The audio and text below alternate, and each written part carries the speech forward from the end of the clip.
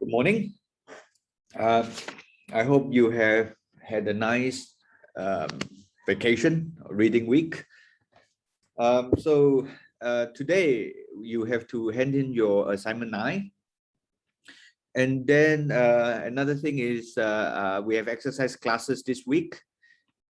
And as a service for you, I have prepared a video to give you the midterm solutions. This is the first time I do this, so you are the first class who get this kind of treatment, and I hope the video is useful for you. And in particular, I really want to emphasize that the midterm question, particularly the last one, which asks you about the chemical potential of the black body radiation of photons. This problem is kind of related to what we are going to talk about very soon. And I would be very happy if you could spend some time to watch this video and watch it as soon as possible.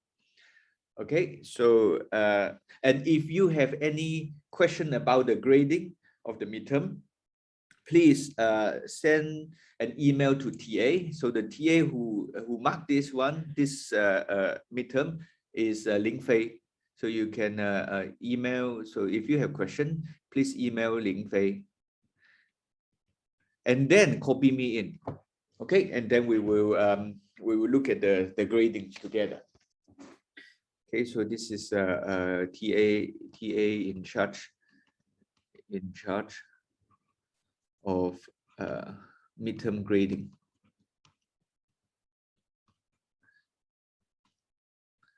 All right. Okay, so it was a while ago since we met. So a long time ago, about 10 days ago or more than that, we got to this point. So before the reading week, we go to this very important slide. Basically, there are only two equations. And well, of course, before we arrive at this equation, we had many steps, and those are the steps that you are very familiar with, particularly now after you have done the assignments. And these are the two expressions we obtain, and this is about the quantum statistics.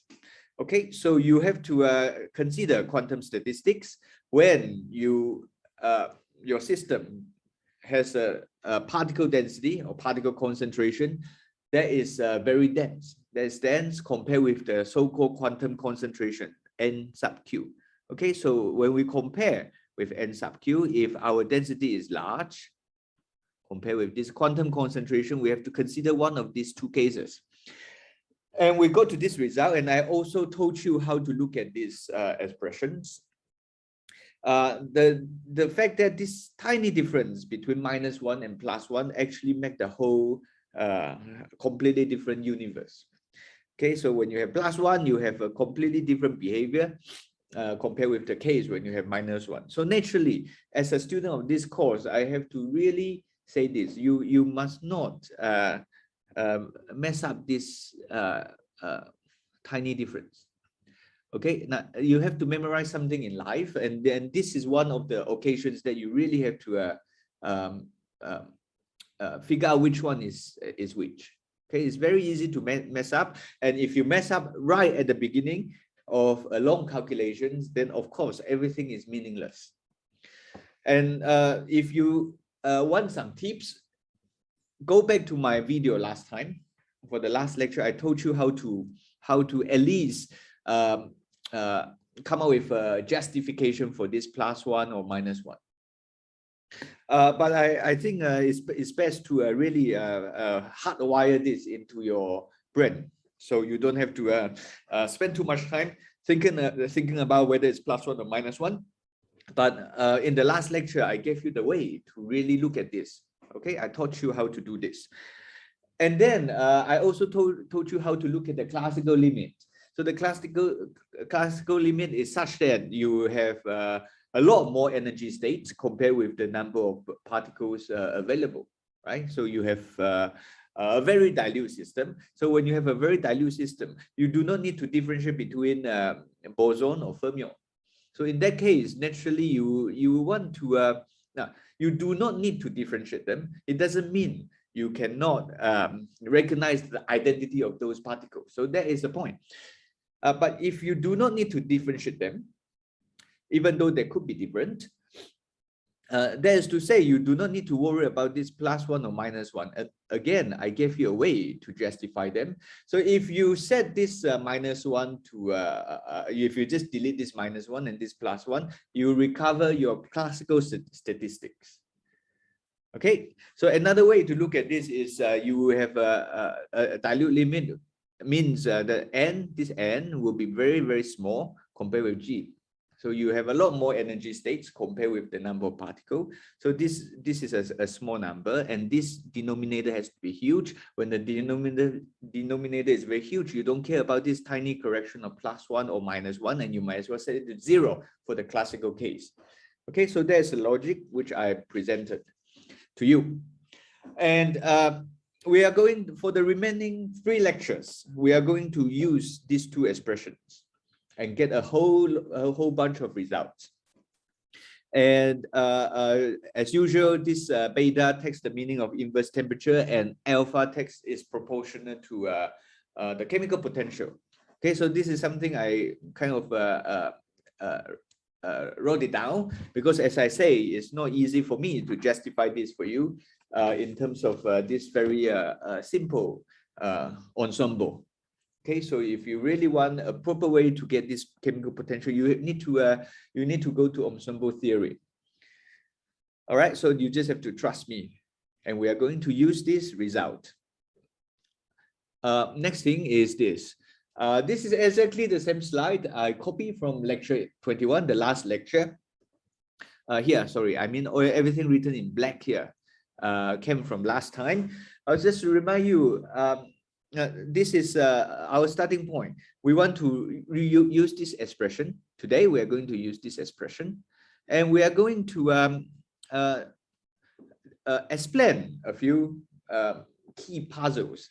Puzzle 1 is about the heat capacity. Puzzle 2 is about paramagnetism. Puzzle 2, I don't think I can get it there today, but I will be able to do it on Wednesday. But puzzle 1, I really hope I can finish this. But both of them requires you to take this Fermi-Dirac statistics and really look at it closely and do some calculations to solve this problem. And what is the problem? The problem is this. Why do we have heat capacity that is so small in metal? Okay, so there is basically this line here that we already talk about this, and this is this guy here. So the heat capacity due to electrons, if we treat all these electrons in metals, let's pick a metal, a typical metal, and we have a lot of electrons, and these electrons, if we treat them as free electron and use the ideal gas theory, kinetic theory of gases, we can simply just copy and paste all the theory there, right? So we borrow all the theory, we can immediately write this down. Okay, so this is the case for the monatomic case, where you only have the translational degree of rhythm. And in the midterm, you already saw this kind of treatment. And I also gave you a detailed treatment of this. And you know the heat capacity should be like this. Okay, or if you want the molar heat capacity, that is this much. But the thing is, the heat capacity measured, the heat capacity due to electron is so small. So that is the puzzle. So we need to understand, and we need to explain these 2 puzzles. Why are they so small? Okay, so let me say this again. This is the heat capacity due to electron. So in the metal, you have electron which is roaming around.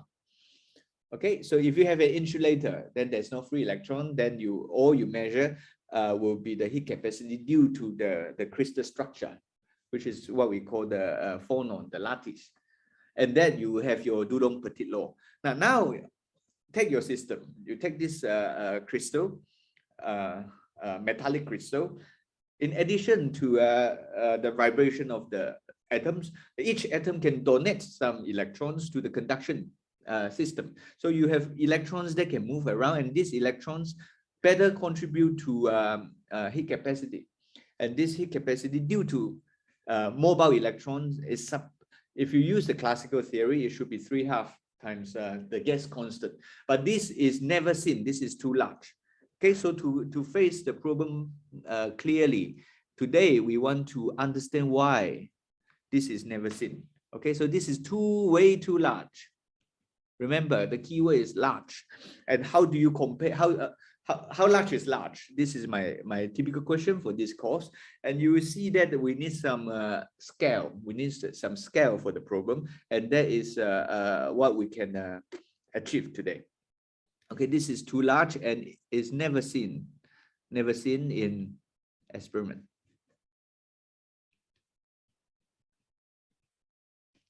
Okay, now just a preview. We are going to now keep this in mind about the goal. Our goal is to arrive at some kind of notion called the Fermi surface. Okay, so this is a Fermi surface. I give you a preview. We are going to look at this.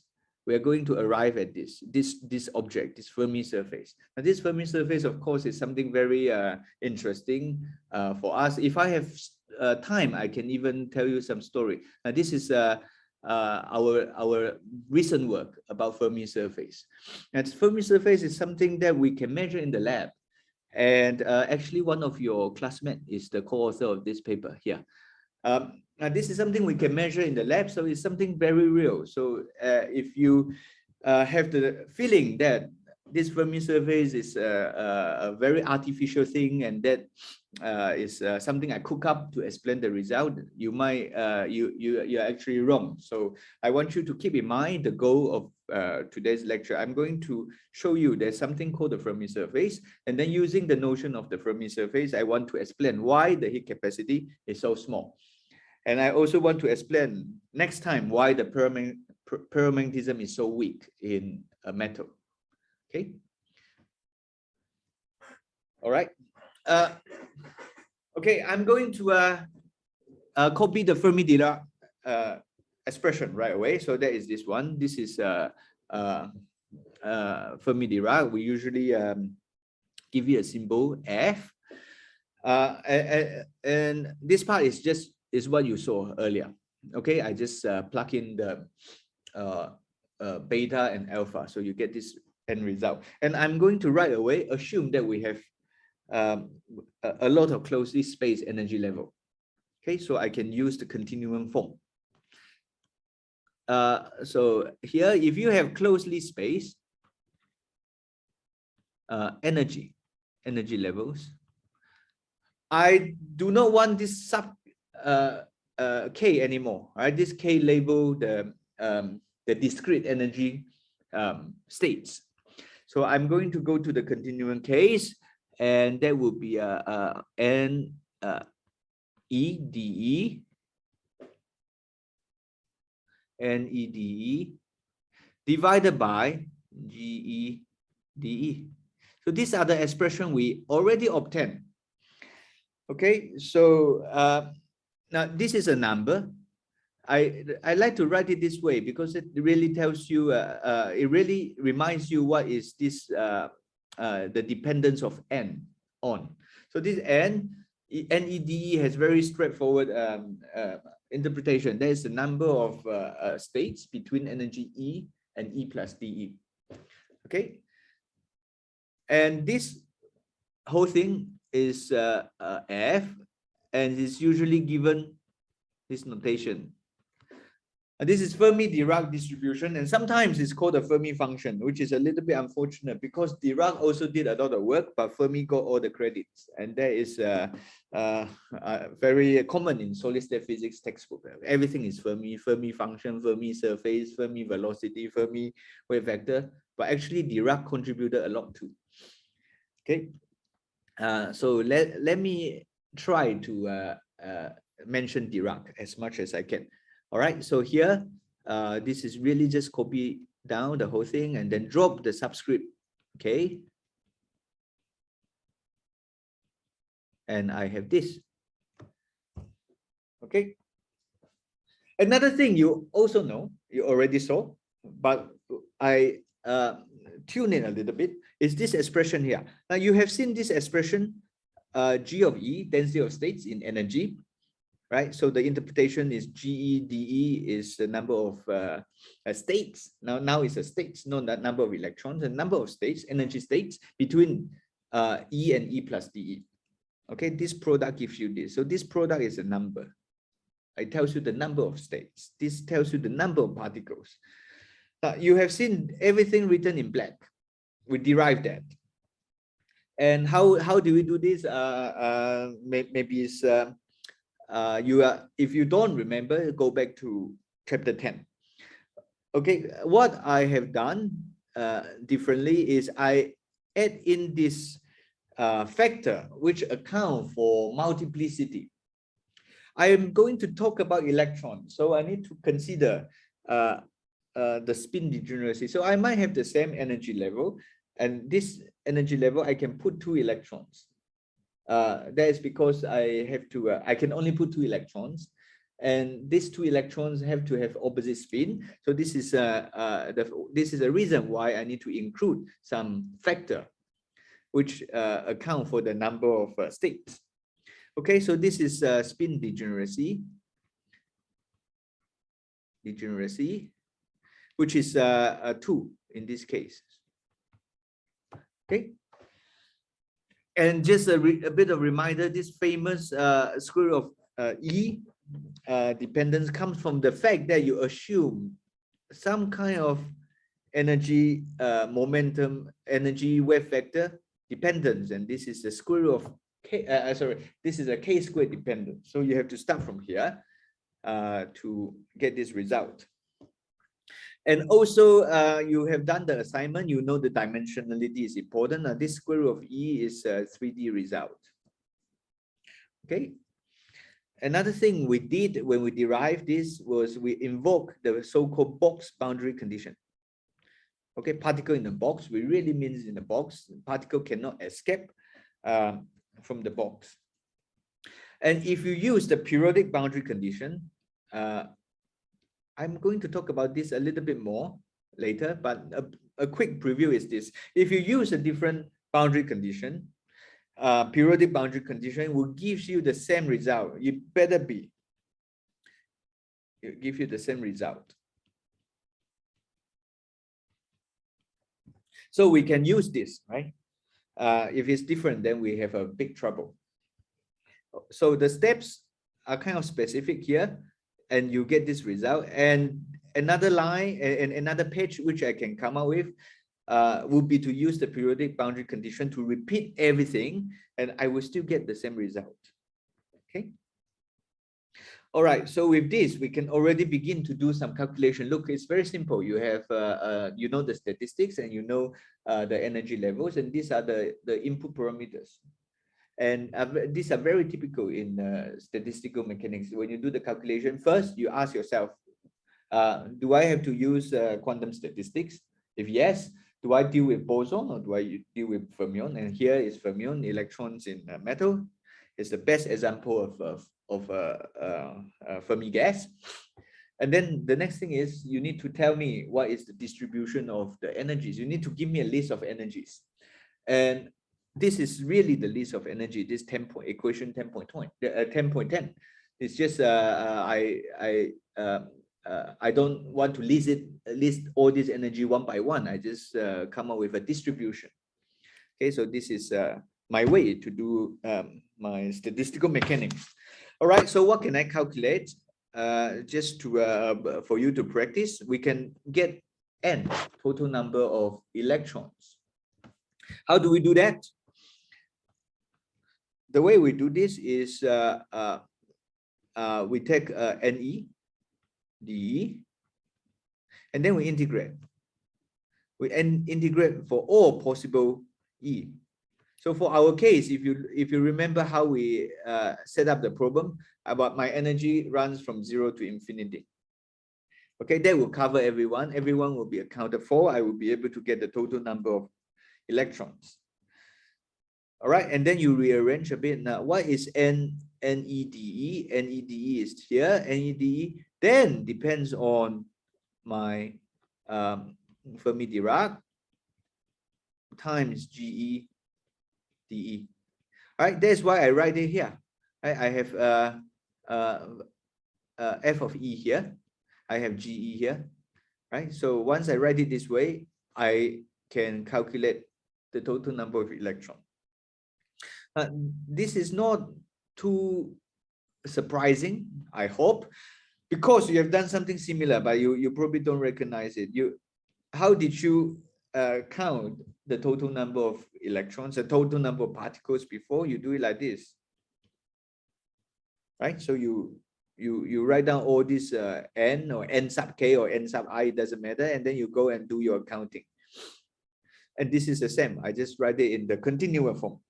And therefore, you can also do this, right? How do you calculate the total internal energy?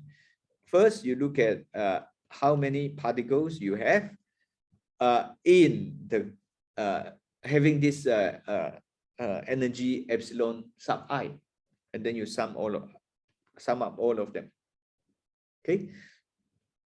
Again, this is in the non-interacting case. So the internal energy U will be the same too, right? I will just write it in the continuum form. So I have E, NE, DE. Okay, so everything will be, you just copy everything down. So this is E times this times this. So you really have everything on this slide. I'm not saying that this is beautiful. When you plug this in, you can imagine this can be a bit messy. But not too bad, not too bad. At least in principle, this is doable. Everything you need to calculate this, to do all these thermodynamic calculations are already provided for you on this slide. Okay, so you can see we can actually move quite far with just these two expressions. And now I want to also mention that this F, Fermi-Dirac function, has a very nice interpretation. You can actually realize it soon, that this can be interpreted as some kind of probability. Okay, so this thing here, this function can be, it has this very beautiful meaning, can be interpreted as probability. Probability of what? Probability that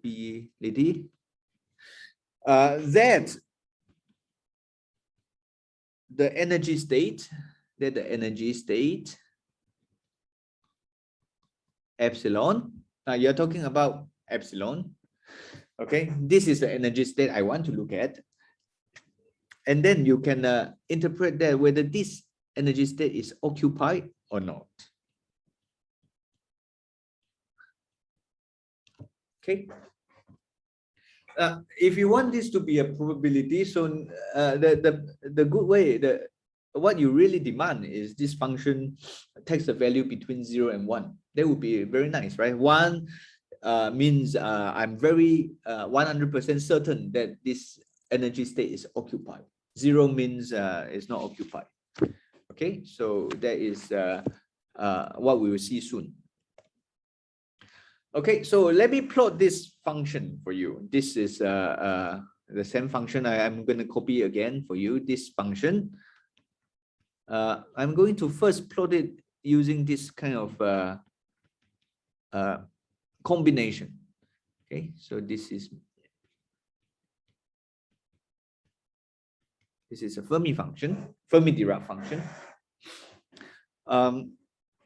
And I'm plotting against this x, where x is the argument of this exponential. So first we need to, if you have Mathematica or whatever plotting software you like, you can really plot this very quickly. And you will realize the range of this function really is between 0 and 1. Okay, as I really want. But the question is, what does it mean? What's the meaning of this expression. So first, let's look at the mathematics. Then we are going to look at the physics. Okay, so mathematically, let's write down a few observations. Okay, first observation is this: if your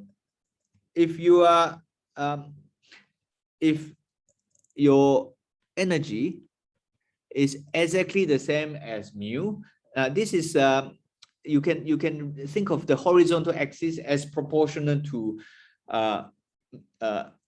the energy E, right? We sometimes we like to plot it like this. So we plot F versus E. It's just now I offset it by mu. Okay. So in this case, I can choose some energy which is the same as mu. Okay. And what happens there is the following. When the energy is exactly mu, this function is exactly half. So this function is exactly 0.5. And this is what you can see. When you put mathematically, this is simple. You get e to the 0, and you have 1 here, 1 plus 1. You get 1 over 2.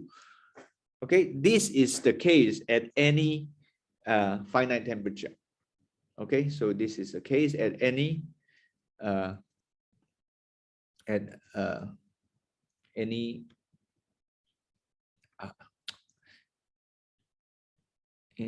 t. I would write it this way. Now, t equals 0 is a step function. This is a little bit hard to see, but technically this is very vertical, so it's hard to say anything. So I would say something like this: for any temperature slightly greater than non-zero. Okay, as long as this is not precisely 0, it won't be a precisely step function. Okay. All right, so what happens at t equals 0? T equals 0, as I say, is a step